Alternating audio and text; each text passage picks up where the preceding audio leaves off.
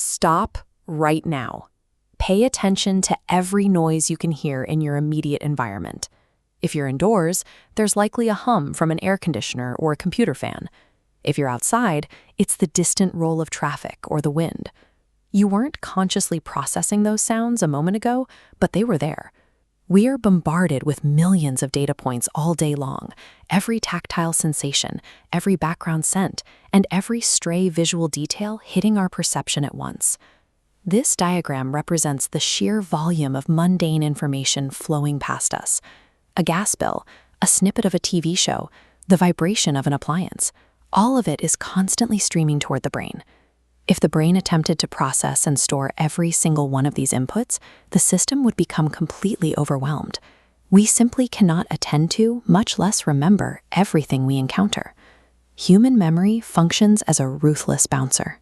It survives by deleting the noise, ensuring only the most relevant information makes it through the door. That triage begins with sensory memory.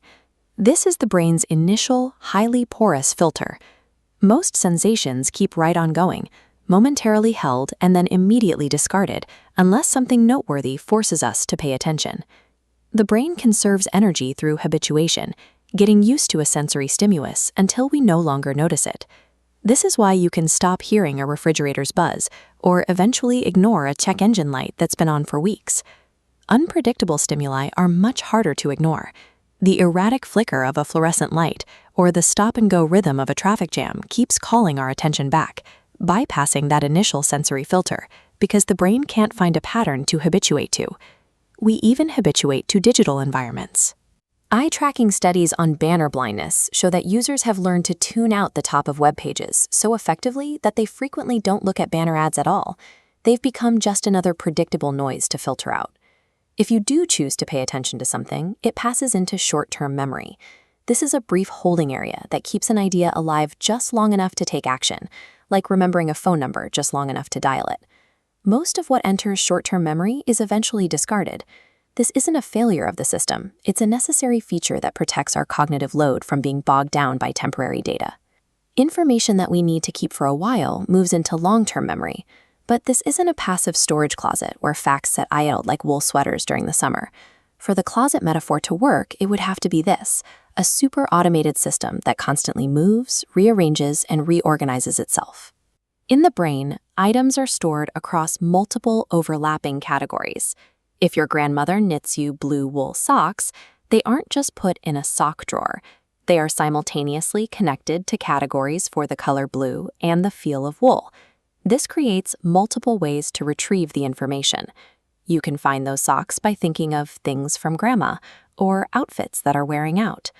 The brain is a dynamic network where new information interacts with everything else already stored there. Retaining information physically changes the brain. Every new memory creates new connections or strengthens existing ones, literally reshaping the brain's physical structure. Long-term memory is a shifting web of physical connections. Its strength depends entirely on how well new data integrates with the information already present in the system. Learning requires both encoding and retrieval, getting the memory in and getting the memory out. Simply pulling information in is only the first step. You must be able to find it when you need it. Biking straight uphill is an inefficient way to learn. If you try to force data into your brain without building those categorical hooks, like the color or material of those socks, it has nothing to hold on to and will likely be discarded by the filter.